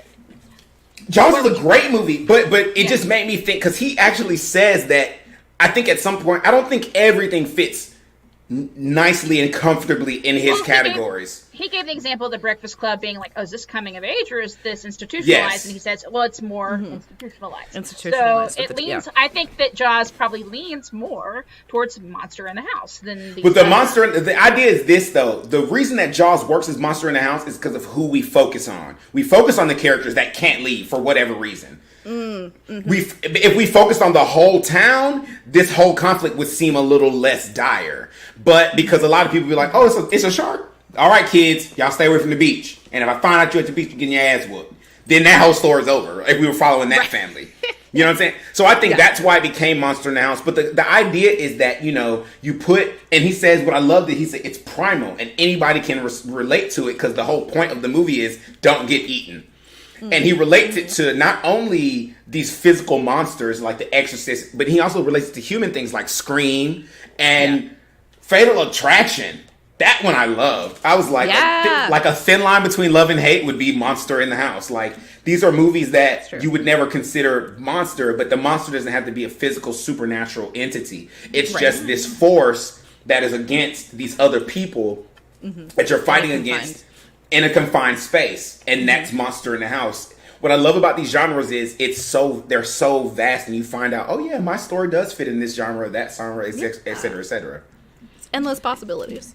Yes, and it makes me wonder what movies go where. Like, would you put you could put There Will Be Blood in Monster in the House if you really wanted to. That movie was so good. Oh my god, it's a really great movie. That's true. I've only seen that movie once, and I still get chills thinking about it. It sticks with you. It's a movie that sticks with you. But I wonder if it would fit in maybe Who Done It? Why Done It? Why Done It? Maybe Why Done It? What about Dude with the Problem? He doesn't have a problem though. But he's the master of his domain. You don't think he's his own problem? I mean, as a character, yes, but I don't think that's the central conflict. Okay, I don't think it pulls at his heartstrings at all. His kid, spoiler alert, his kid's death, and then he's like, okay, drink this whiskey milk, go to sleep now, bye. He does not give a shit. Sorry, I said a curse word on live. My bad. Listen, been saying fuck every 5 seconds. I've been cursing. I forgot to play the disclaimer. But on Twitch, we're fine because on Twitch it says that this channel might be a little racy. All right, so okay, so after that, there's the Golden Fleece. Let's talk about the Golden Fleece. A golden, yeah. So, or did you want? Sorry, do you want me to hop into it? Or okay, cool. No. So, Golden Fleece is basically movies like Thomas the Ginger Cat. I'm sorry, said he's 7. I don't believe you. Maybe you're talking. Are you talking about the movie 7? Maybe. No. He says he's. I think because I just cursed. He's like, I'm 7. I don't believe you. You're like, if you're 7, you're like the most intelligent, well-spoken 7-year-old I've ever met in my life. Anyway, keep going. I'm 7. All right. I'm gonna put y'all full screen again and actually not let my ADD get the most of me. So Golden Fleece is basically based on like Jason and the Golden Fleece. If you're familiar with the mythology aspect of it, it's basically hero goes on the road in search of something and winds up discovering something else 9 out of 10 times. It's himself. So examples of this would be The Wizard of Oz, Star Wars, Back to the Future. They put Road Trip, which I think is hilarious. Road Trip is the one where the guy with Sean William Scott when he's like goes to the sperm bank, right? Yeah. But he finds something that ends up being himself. Right. What I love about that is really it's just about going on a journey of self-discovery, and then under the guise of looking for something else. Yes, and I'm just like, man, and so as soon as I read that, this is when I got into this chapter at this point because I was like, oh, that's where he's going with this chapter. So. It's like, because I thought like of 1,000 movies. I thought of Bandits, Liz. Oh, yeah. Yes. Bandits is golden. You know about Bandits? Me? With Megan. Billy Thornton? No. He is. Bandits is something, yeah. I thought about Bandits, and I'm just like, a movie. It's a TV show. Which I think is based on that change movie. The title. Or are you writing Bandit? I'm writing Bandits. He's writing Bandits. Oh, yeah. I'll tell you about it when we get off screen. When we talk about screen. But the idea of it is, as soon as I read it, I was like, because when I heard this chapter, I was like, I read all the things, and I was like, nothing I'm writing goes into any of these categories. And as I'm reading everything I'm writing, I'm just like, oh, there it is. And it's a good feeling because you really do understand that it's okay to have the same story being told, because I was like, but my story's like this. Right. Yeah. So. And that's how you as an individual writer. Go ahead. What's up? I guess you could put Mulholland Drive in the Golden Fleece one then, potentially. I've never seen Mulholland Drive. He mentions Mulholland Drive in here, though. Oh, he does? I don't know if it's on the Golden Fleece, but he definitely mentions it because I heard that earlier today. For sure. He did not mention it in this chapter. He had to have. Let me. I don't remember reading that unless he said it in the intro. I kind of. I read Mulholland Drive today, and I can't control F this book, so I'll just take the loss. I don't remember it. Where It's a movie I have lots of mixed feelings about, so I feel like I would have remembered reading it. But okay, like I said, I skimmed the intro, so.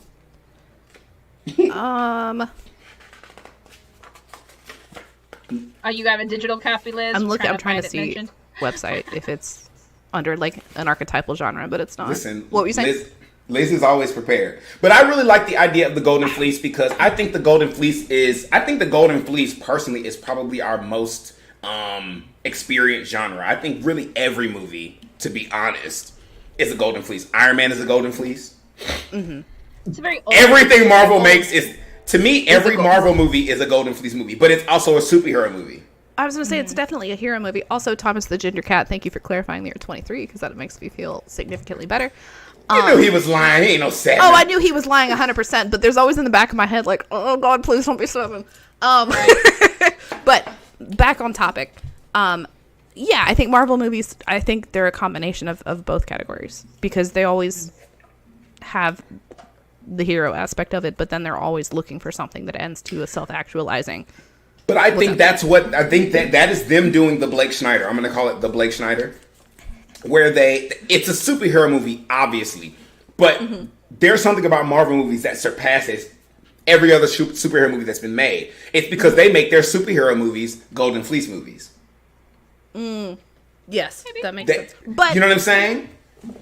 Yes, but could you also say that because the source content is very, like, it's an adaptation, so does it necessarily, do adaptations fit under the same category because they're not original stories?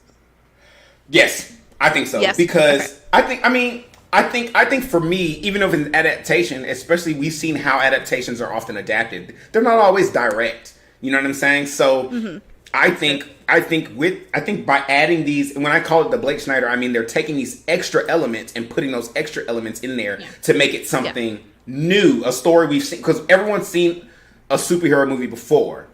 What makes these ones better is because they add, and this is our version of the superhero movies, because when we tell superhero movies, it's also about a golden fleece moment of them finding something.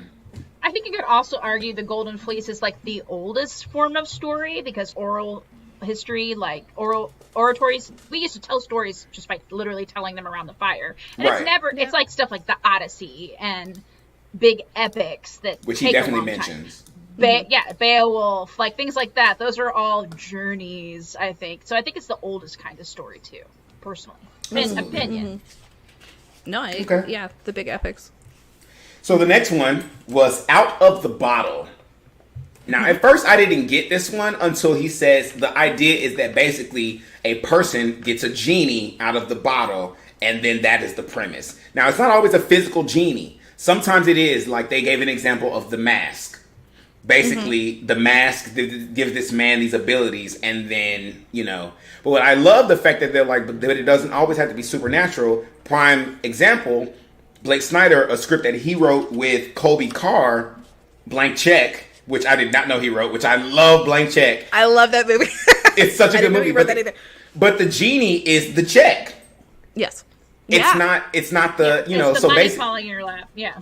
And so I really love that. I'm just like, man, and you think of all the movies that are like that. It's like, okay, yep.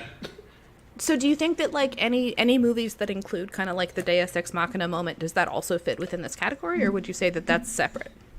I think that's an ending, right? Like Deus Ex Machina is kind of like an ending. So I don't know if it depends on the movie, I think. So personally. Just a thought. Okay. Do y'all have any more comments about that one? No, I was actually going to bring up Blank Check too, so I'm glad that you said that, because I completely forgot about that movie until rereading this, and I was like, oh, that's right, that kid had the coolest house, and I wanted everything in it. And they also do it, this is also a Save the Cat moment, because he talks about, making the characters likable, even if because they also said it could be flipped. I think this is the one where it made me think about, they said Liar Liar is a good example of a Out of the Bottle movie too, except the main character is not the one who gets the genie. It was the little kid who got the genie, right? But he says that you have to make these unlikable characters still likable. So he has to deal with the curse, yeah. I wonder what the Truman Show would be, because he is oblivious and then he gets knowledge of the outside world. So is that Out of the Bottle, or is that I think the Truman Show is whatever. Wouldn't it be Dude with a Problem? It could be, but he grows, so rites of passage kind of works. He gets that drop of knowledge on him. Golden Fleece could work too, though. Golden Fleece could work too, because he goes on a journey and gets something else. I don't know. That's hard. But I think the point is that this movie fits. He has to escape. So Dude with a Problem works because he has to escape. Yeah. But I think the point is to say that an extraordinary problem. Yes, these movies all fit somewhere in one of these genres, and if you really think about it, I'm pretty sure, you might not be able to tell which genre, but it's not going to be like, oh, this movie doesn't fit in any of these genres. And I haven't found a movie that I can say this doesn't work for any of these. So right, yeah, no, you're right. The next one was Dude with a Problem. Mm-hmm. So that's pretty self-explanatory. That's pretty self-explanatory. An ordinary guy finds him or her or their self in extraordinary circumstances. Mm-hmm. And that is, to me, that's also one that's really common as well. Some of the examples they use: Die Hard, Schindler's List, The Terminator, and Titanic. Mm-hmm. And I love those examples because you always put Titanic in what? I would always say that, that's a romantic movie or a disaster film. But those are devices used to tell the story of Dude with a Problem. Yeah, he doesn't even 100%. Have a romance category. He doesn't. Has buddy love, but we're going to get to that. Mm-hmm. Yeah. Well, and I also to kind of go back to what you were saying before, both of y'all actually, as far as movies fitting into more than one genre, in this section, he even kind of breaks down how this genre specifically can be very similar to Monster in the House, and how movies from both can overlap specifically with these two sections. Tom is the Jedi. I think it kind of depends on. I love the mask. What the monster is too. Like, is it a monster that you have to learn to live with? So that would probably be due to the problem. But I think he also said, but he said Panic Room. That's true because he said Panic Room was monster in the house, not dude with the problem. I think the difference where you switch dude with the problem and monster is the confined space. I think that is the difference. It's you want the bad guys out in Panic Room. You don't want to make a deal with the bad guys or learn to live with them. So writing that line, like the movie I thought of, like Babadook, right? That's monster in the house. But is it really due to the problem? Because at the ending, which would be a huge spoiler, but the ending is not the same as most horror movies. She kind of gotta live. She gotta live with it. Remember, she's gotta feed the Babadook because it's an allegory for her grief and how like it's never gonna go away. But she has to live with it. This is why I have to start watching movies with Megan again. Oh, you do need to see Babadook at the very least. But I've seen it. I need to start watching because Megan always finds these like weird stories that I never see. So would you put in the same way that The Beautiful Mind is a hero story? Would you also put the Babadook in that? No, because she has to learn to live with it in the end. No, because the superhero story is specifically about a person. What he said. We'll get to it. The reason that I'm saying that. Yeah, because in The Beautiful Mind, it's also very much a psychological situation that he has to learn to come to terms with. He says the superhero genre is the exact opposite of dude with a problem and can be best defined by its opposite definition. An extraordinary person finds himself in an ordinary world. Oh, okay. So in that case, not so much. Got it. Because she's kind of dealing with not an extraordinary circumstance, this mysterious monster, blah blah blah. Yeah, I'd probably put her more now that I'm reading this again. Because at first I was like, oh, that's monster in the house. But now that I know she's like living with it, I might put her in the dude with the problem. Dude with the problem. Yeah, because she is an ordinary person. But you know what's interesting? I think this is back to the Marvel conversation. I think that's why Marvel movies actually, the more I think about it, they're not superhero movies at all. Because someone actually said the difference between Marvel movies and DC movies is DC movies are about gods learning to be human and Marvel movies are about humans becoming gods. What about like the movies? Thor? Let's talk. I mean, we've got into the. I was going to say because you other than Thor, you're right. Other than Thor. But when you think about go ahead. I'm so glad you said that because he's not a god. He's not. But I think when you think of Aquaman, the Flash, all this, but he's not saying the stories. He's saying the way that they tell those stories. Because he's saying the way that DC tells the stories versus the way Marvel tells the stories. Marvel comes from the aspect of these are humans who get these abilities versus these are people with abilities who have to be humbled. So I think Marvel movies actually aren't superhero movies. I think they are the movies of what did I say they were? Golden Fleece. I think they're Golden Fleece movies. I think it depends on the movie.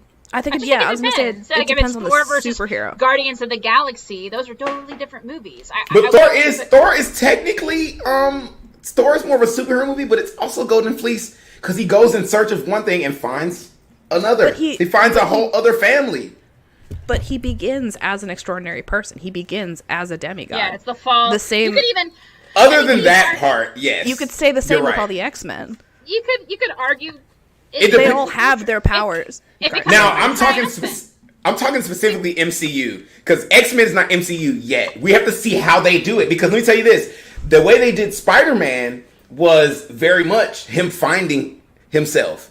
So in categorizing the MCU specifically, we are completely ignoring all the comic history. Like, are we assuming because we're talking about from its own? Okay, that's because we're literally talking about how they write the script because we're talking specifically about the script writing, not the story in the comic. We're talking about like when they sat down to write the script, what story did they decide to tell? And I think just by looking at mostly of what because if you look at WandaVision, the same.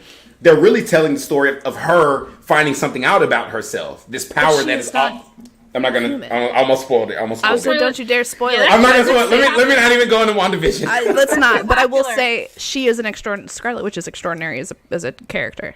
Hawkeye doesn't have power. So, I would count. But Hawkeye is not a main character in any of these movies. My point is but my point is the story that they're telling. So once there's a Hawkeye movie, then we can look at the story and be like, is this a story of him going out to find something and finding something else? as the protagonist. Because the point of a Golden Fleece movie is that this character goes out to find one thing and finds another thing, which is generally a better understanding of themselves. In every Marvel movie, that's generally what we find, is that these characters find a better understanding of themselves through this journey that they thought they had to take that they didn't really have to take. Well, I think the Golden Fleece is a humanizing element for a hero, because they obviously mentioned Star Wars in the Golden Fleece, which, like, yes, let's look at just specifically A New Hope. We have Luke, who is going to see trying to get this droid to the right person so that Leia can be saved, like, initially. Right. And then we find out he has this whole history with the Force and his father and blah, blah, blah, blah, blah. And so I guess it's more about, hey, Luke finds out about his destiny through this problem, but he's still a conquering hero in a way. So it'd be like 70-30 Golden Fleece superhero. You know what I mean? I think that's kind of what you're saying, Duryea, is, and what he mentions in this chapter is, hey, movies are going to have dual elements. You have to decide which one it fits more into. Which one is the main story, right? I think a good story is I think you're absolutely right. A good story won't be easily put into any of these categories. Because I think you're going to have a well-rounded story, because all of the categories that he creates are very deep within finding yourself, humanistic qualities, building relationships. If you have all these elements, your script is literally going to fall out of your hands, because you have the relationships, you have the inner struggle, you have the outer conflict. And I think what he's getting at here is, how are you going to market? Because he's talking about marketing yourself so much so far. Like, when you look at a Marvel movie, are you marketing it as superhero, or are you marketing it as Golden Fleece? You know what I'm saying? Like, people show up for the superhero movie. They don't show up for the Golden Fleece when it comes to... That's very true. They stay for the Golden Fleece. Yeah. Because superhero is what we know we're going to get. That's stated because of the canon, because of the comics. But what makes their movie... But he also talks about marketability. He also talks about a twist, making it different. Because that is what's different. It's like, we're really going to tell the story about how these characters find themselves through this stuff. That, I hate Tony Stark. Hate him. Oh, we've done this so much. but every week we talk about this. Yes. I hate Tony Stark. However, his trajectory was Golden Fleece. He literally went from being the most selfish, self-indulgent, to giving his life up and his possibility of a future with his wife and his daughter for the entirety of the galaxy. Like, Golden Fleece. To me, it's not just about him being this man with superpowers who becomes human. It's more about, like, him finding but anyway, but look, we can talk about this for hours. I was gonna say, we can talk about this specific subject for hours. But I think also it would also fall into rites of passage in a way, because as a superhero, you have to go through rites of passages to kind of level up into your next. Is that the next one? Let's talk about rites of passage now. Yeah, this is my segue into the next. Yes, let's talk about rites of passage. Because I need to it applies as well. My battery's gonna run out. So how soon? How soon? I'm at 30. Let's see. I got an hour and 12 minutes. Oh, we'll be done by then. So we're good. We should be done by then. Yeah. Okay, so rites of passage. Because I didn't understand rites of passage at all. I don't know. I read it and I was just like, I realized it came off condescending. I didn't mean it. No, it's fine. I get the phrase rites of passage, but it's like, remember the time you were awkwardly going through I don't get how these stories are rites of passage. I think he gave really dated examples. He really did give dated examples. Maybe, because I haven't seen any of these movies. But even still, like, I didn't get it. Like, he said they're about change, but every example he gave, not every example, but so is Dude with the Problem. So is I'm not sure what made this stick out as rites of passage, as a soul genre versus some of the other things. This one didn't jump out at me. So, the only thing I can think of that might apply to this that's a recent movie would be Superbad, in a way. Because all the things that happen in Superbad are very puberty-based, and they're all necessary to kind of grow out of one stage of adolescence into another. It's like when the world... But coming of age, so it's like My Girl. I haven't seen My Girl. My Girl, yeah. I would say My Girl's a rites of passage because the circumstance of My Girl... I think the difference between Dude with a Problem and rites of passage is it's the world coming, like, upon the person as opposed to the person coming upon the world. So rites of passage is the world coming upon the person to affect change in a positive way. Yes. Yeah, like the bubble, like say the idea of my girl, she's dealing with not only adolescence and puberty, something out of her control. She does not control that. She also does, sorry Liz, spoiler, but this movie's really old. She deals with the death of a friend, right? And that's a rite in its passions all itself. I remember distinctly the first time I had a friend that I knew died. And that changes you when you weren't expecting change, but it's not due with the problem. It's not like, I gotta figure out how to deal with my friend dying. Get over it. It's just like, oh, this happened and now I have to deal with it. Kind of like Liz was saying, we talked before this started about how Sister Act is kind of a rites of passage.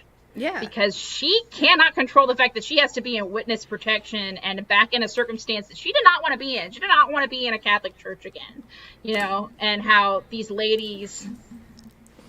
I would totally say that movie's a rites of passage. Absolutely. I've never seen Little Miss Sunshine. Ooh. It's good. It's good. So apparently Thomas the Ginger Cat understands rites of passage and I just don't. I mean, so let's apply it to like a movie. But let's talk about like a real. We could do like a real world rite of passage. Like I need a movie specifically to understand it. Yeah, okay, I need not like an applicable. I kind of get but is Sandlot rites of passage? I would say I would put Sandlot into the problem. Yeah. What? Yeah. I don't think the main conflict is the dog. No. I know, it's been a long time since I've watched Sandlot. Okay, so that's what I'm saying. Like, I would consider Sandlot is rites of passage because you have like him literally being introduced to this whole world with these boys and their brotherhood. And but what changes at the end? Sorry, I mean to cut you off. Him. But he doesn't change though. But I don't feel like absolutely. He goes from being like to this man who's like completely comfortable being in this brotherhood. Well, you should probably say that's Golden Fleece though. You probably could. But I don't think he doesn't go searching for anything. So are we equating coming of age with rite of passage? No, because what I'm saying is in this one, well, maybe, but in this one specifically, had he gone searching for this, then I would say it's Golden Fleece. But he doesn't. It just happens to him because he moves. His family changes. His stepdad is there. Like these things happen to him naturally, and he just has to adapt to them. So that's why I consider it rites of passage. And it could be the uniform one though, the institutionalized, but we'll get to that. Or Buddy Love, for that matter, because they're a group. But Buddy Love is, I think with Buddy Love, he's specifically talking about two people because he literally says it's about a friendship. Because when he compares it to being romantic, he's like romantic comedies are buddy loves with the potential of sex. That's a good point. That's true. I think Buddy Love is literally two people. Got it. It could be three, like Breakfast like Hangover. Or Hangover. He specifically says that Breakfast Club that's probably due with the problem. I know. No, it's institutionalized because of what? Where they are. The Hangover? No. Breakfast Club. Breakfast Club. Yeah. But yeah, okay. So rites of passage, we're clearer on. Yeah. But I'm sorry, everyone else is clear on, and I'm not. Did you see Sister Act?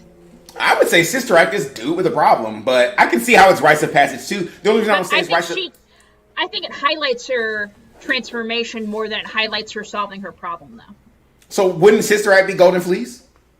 No, because she doesn't go searching. It happens to her. Okay. Yeah. It happens. Okay. I think it's about her transformation into like trusting faith. I can see that. Herself. Yeah, I think it's... Look, Thomas, I will friggin' watch it. I don't know when I watch it because I have a lot of stuff to watch this week, but I will watch it. It's funny. I mean, it's everybody transforms in that movie. That would definitely, I think, be a rites of passage movie. I think. Don't you think, Liz? Yeah. Oh, I completely think so. Yeah. 100%. Okay. So the next one is Buddy Love. Mm-hmm. Buddy Love is fun. This one was easy for me to grasp. I'm like, okay. It's basically like, it said Thelma and Louise, Wayne's World, Flash and the Sundance Kid. No, I'm sorry, Butch Cassidy and the Sundance Kid, Finding Nemo. I love that he put it into reference for like, because you hear Buddy, you think like Wayne's World, right? Like, yeah. But he also put it into reference for it could be women, it could be animals. Because the point is that these two. He said it's really just about two friends talking. And when I really thought about it, it's like, That's absolutely what all those movies are. It's like these two friends discussing all the stuff around them. That's the meat of the movie, is them discussing it. And I would never have come to that conclusion that the thing that makes those movies good is literally their discussions. 21 Jump Street, absolutely. The thing that makes that interesting is their discussions. Now, here's where I have... Yeah. But he considers... I guess Ride Along would be Buddy. He mentions that in log lines. He mentions that in log lines. Yeah. He doesn't mention it in this chapter. But I would think Ride Along is Buddy more than it's anything else. Because really, the other things are consequential. The basis is their relationship. Mm-hmm. And he also says that in a buddy comedy, sometimes they don't like each other at first. Like Planes, Trains, and Automobiles. Although he puts that in Golden Fleece, it also, I think, would be buddy comedy for sure. Have y'all read Zoo Story by Edward Albee? I've not, but he mentions that, doesn't he? Probably a billion years ago. I was going to say that the whole play is basically two people talking on a park bench the entire time. And it, to me, that's like the epitome of the buddy love archetype, because it's not necessarily about what they're talking about. It's about the arc of their relationship over the course of that long conversation. Right.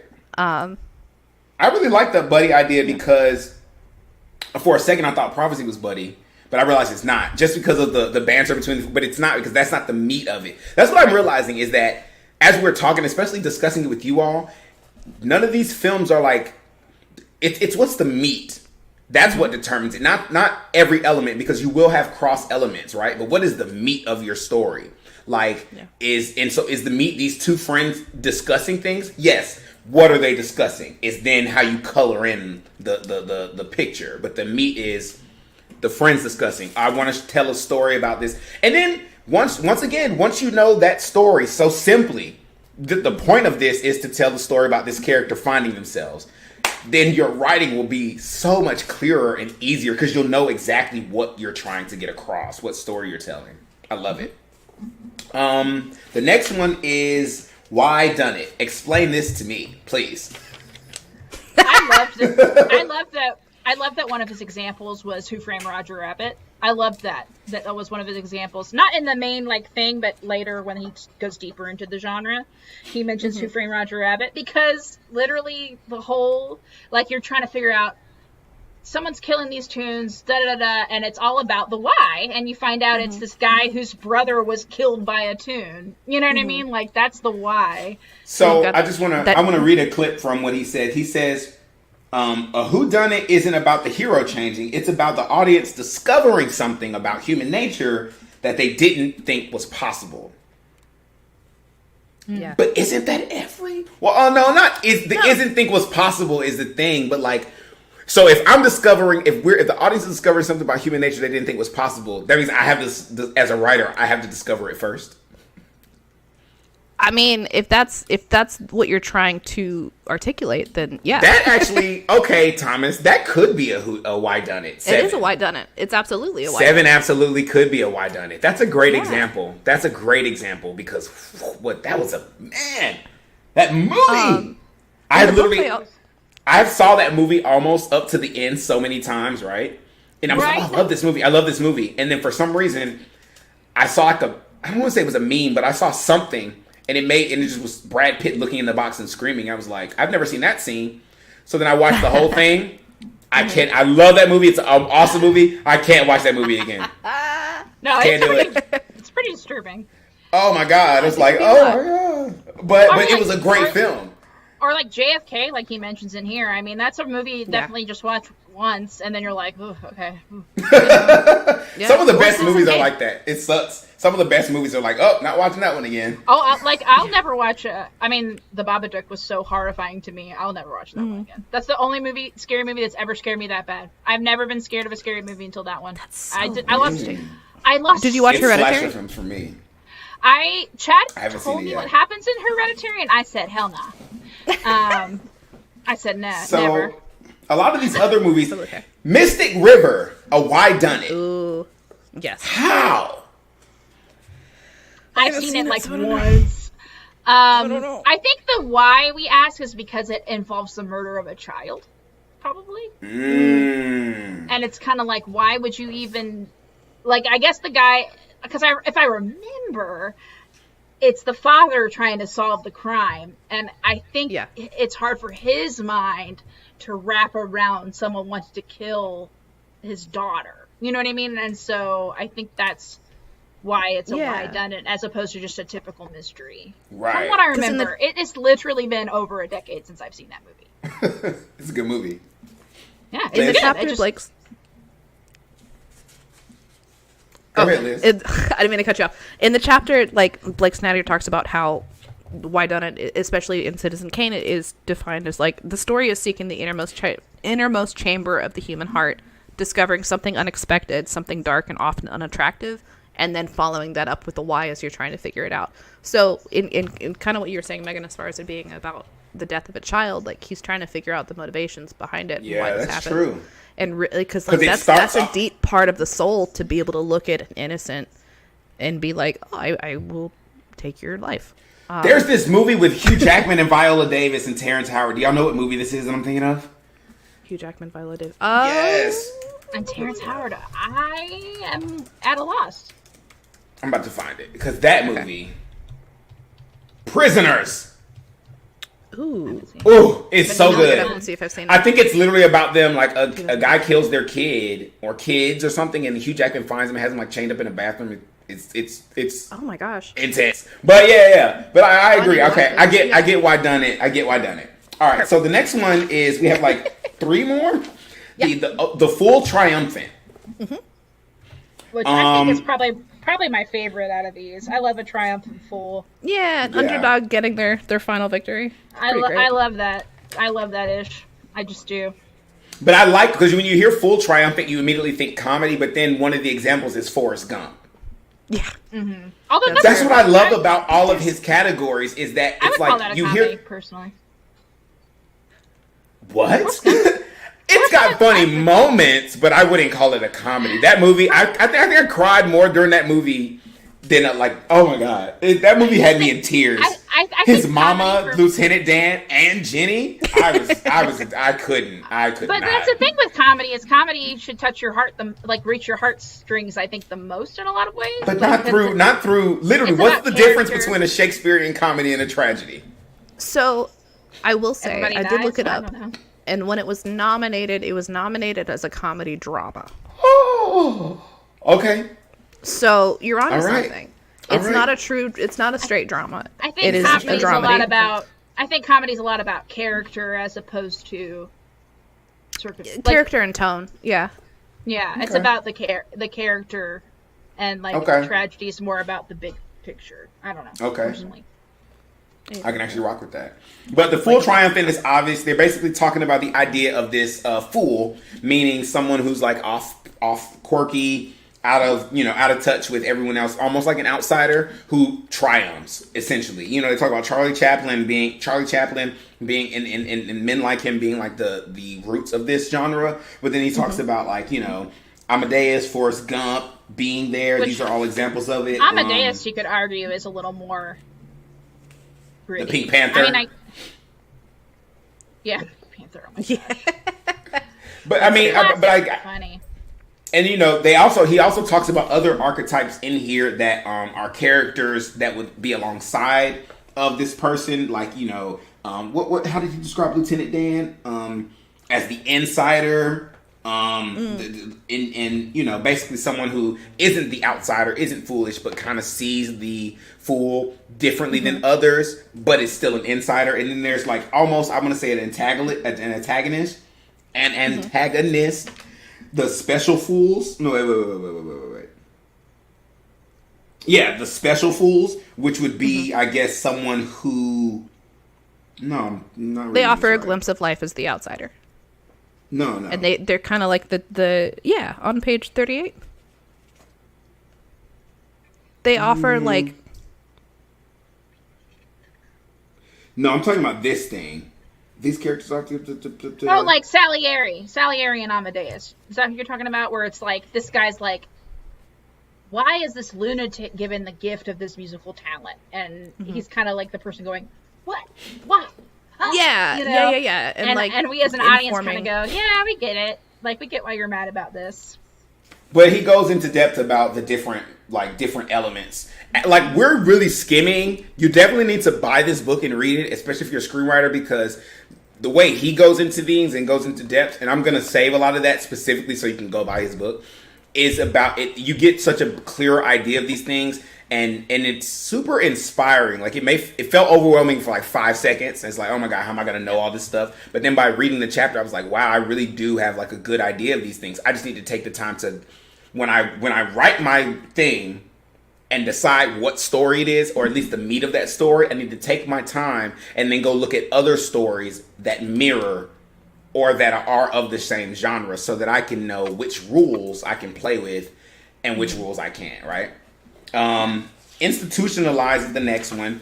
Basically, the idea of being of a group mindset.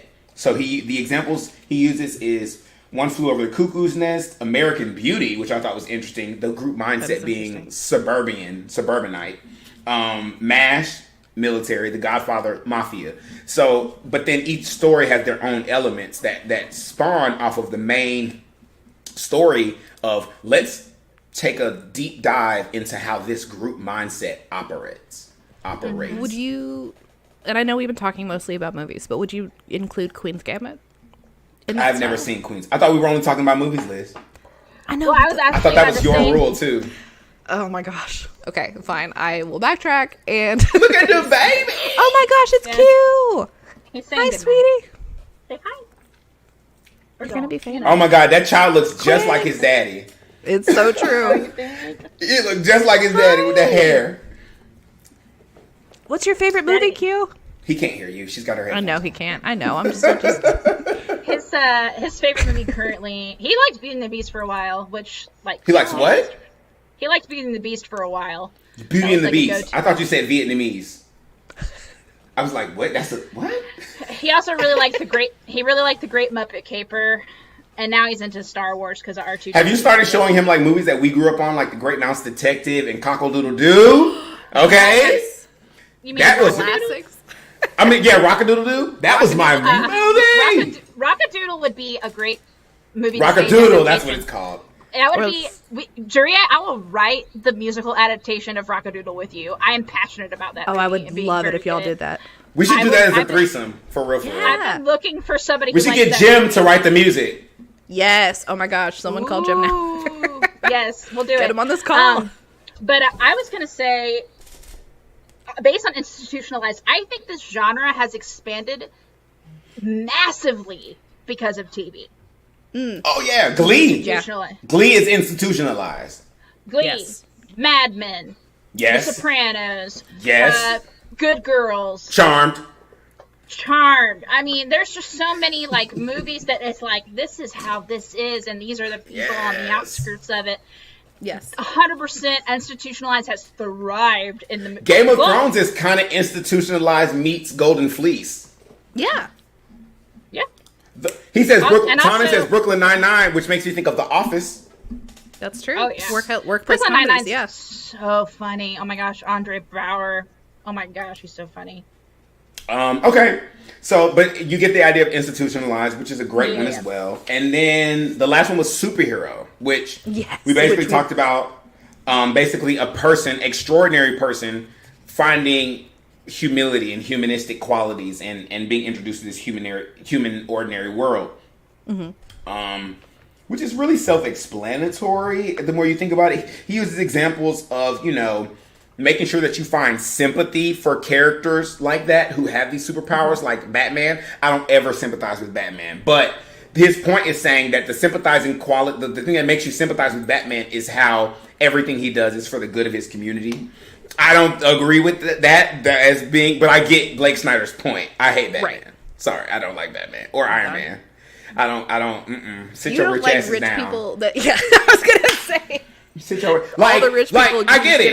It's not that I'm not mad at you rich, but like with all that richness, go do like actually helpful things. Like I get you want to fight crime, but you could be doing so many other things. But really, your fighting crime has nothing to do with us. It has everything to do with you. So, but that's a whole other conversation. I think I would almost put, like, just to make it like a different movie in this category, I would almost put Edward Scissorhands in this, the superhero, because they mentioned Frankenstein. They mentioned Frankenstein, but he doesn't have extraordinary ability. He's an extraordinary person, though. He has hands of like they make a clown of him in the society that he's in. So he literally cannot change the fact. Yeah, he's literally born with Are we not putting him in the fool's triumphant category? I don't think he's a fool. He's not, and he's not really triumphant. Yeah, he's also not triumphant. That's true. Yeah. Okay. I think it's like a little bit of superhero with institutionalized, because it challenges the people around him in a lot of ways. But the people around here aren't the focal point, so it's not institutionalized because they're not the meat. But it's like a satire about suburbia, though. Like, but if they were the focal point, then yes. But otherwise, it's more what we just talked about. One. That's why I said Fool's Triumph. Rites of Passage, maybe. No, it's a little of that. Maybe I don't know. I think we focus on the Diane Wiest character so much as his like mother figure. Mm-hmm. But she's not the main focus, which also brings me to something that I think Thomas did say this about Hawkeye. The reason I disagree with this statement is that, first of all, I don't think Hawkeye is the focus of Endgame. I think the main character in Infinity Wars, I think the main character is actually Thanos. And I think the main character in Infinity War is Iron Man. If Hawkeye was the watched those. So we're not gonna give too much away. Thanks for saying that. I'm just saying thanks for saying that because I would have said more. But I think Thanos is the main character of Infinity War, and I think Hawkeye is not the main character of. That's why I don't think that this would count. But back to this comment, Liz, you wanted to say something, didn't you? No, it's going to be a longer conversation. Yes, so it will. Is Truman from the Truman Show a fool? Yes, because he's not knowledgeable. I disagree. I think we only say he's a fool because Jim Carrey plays him. I personally think it's Rites of Passage. I think so too. Like a straight up Rites of Passage movie for me, because I think it's more dude with a problem. He's blindsided by this knowledge that he did not have before, and he's forced to adapt to it. I think it's dude with a problem because the whole movie he's like, "What the hell is this wall? Like, what is beyond the sea? Yeah. Why can't I leave the town?" Like, I think it's always dude with a problem. He's trying to escape. He's trying to escape the whole time, but I think that there's a little bit of and the movie literally ends when he does. But the movie doesn't end once he gets accepted into something. It ends once he escapes something. Once he overcomes the problem. No one said a rite of passage had to be an acceptance. It had to be a self-acceptance. I think he accepts the circumstances. I don't know. And look at us. We are nerds. We are nerds. Dude was right. We're nerds. You know what? Okay. Nerd's a compliment now. I was going to say, I claim that with all I claim that. Literally, I have a show called Geeking Out. What do you mean? That's true.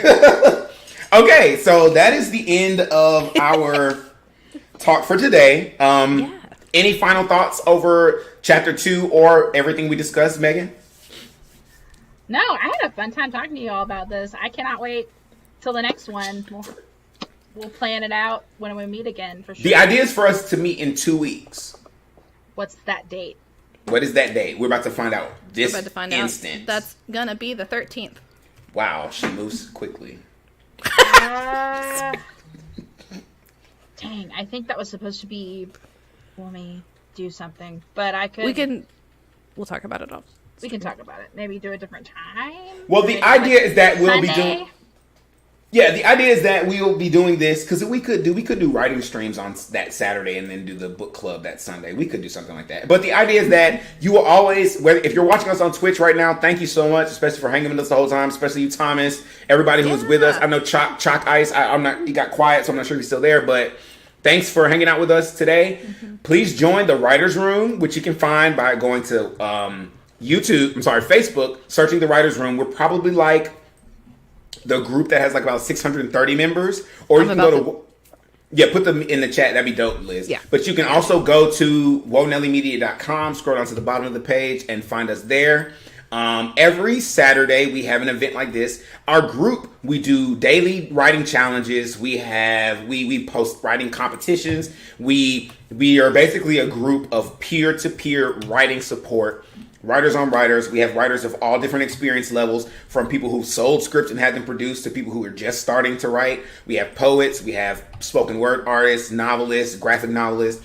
And it's just a very positive environment, no negativity. That's literally the only thing that will get. We haven't kicked anyone out of the group. The only thing that will get you kicked out of the group is like negativity, and because we're all about like fun and positivity. If you're you want to follow Wonelli Media, of course, Geeking Out is on Monday. The episode on Monday, we're going to talk about 90s cartoons. Geeking Out is just like a geek fest that we have every other Monday, where we talk about like Marvel movies, supernatural movies, comics, anything like that. Talk It Out is on Thursdays. Talk It Out is where we do like a socio-political commentary, where we have like a panel of 8 and we debate like current events, politics, and then some sort of topic that's divisive. And then, we have a lot of fun. Our 24-hour live stream is this Wednesday. So we're not having Talk It Out Thursday this week, but this Wednesday you'll see Megan, you'll see Liz, you'll see me. Yep. Megan's cooking. Liz is doing like a late night talk hour. I will literally be there all day. And then we're fundraising so that we can produce our very first production. It's going to be the first episode of our web series called Flirting with Destiny. It's a fun show. It's a comedy. It's like a sitcom about this young lady who has her life is topsy-turvy already, and then her aunt sprinkles some magic onto it and makes it even crazier. So please hang out with us, talk to us. I hope you guys enjoyed this. We'll be back in probably 2 to 3 weeks with chapter 3 of Save the Cat. It might be sooner, but it'll probably be 2 weeks with Save the Cat by Blake Snyder. If you enjoyed us today, go out and get the book, catch up with the first 2 chapters, and then join us for the discussion on the 3rd chapter. And next week we'll probably be back with writing sprints. If you are a writer and you join the writing room and you want to have one of your scripts read out loud, we'll do our best to help you find actors, because we are actors and we know a lot of other actors.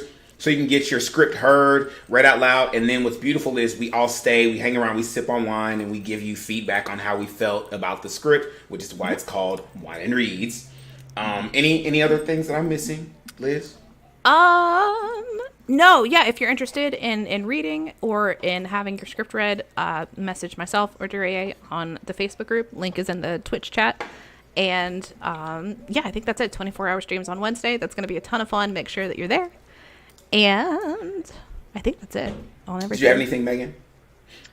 I didn't. If you email me or message me, I will direct you to Duryea or Liz. Do not talk to me, please. I mean, if you want me to like read a script, I get put in narrator roles a lot, so.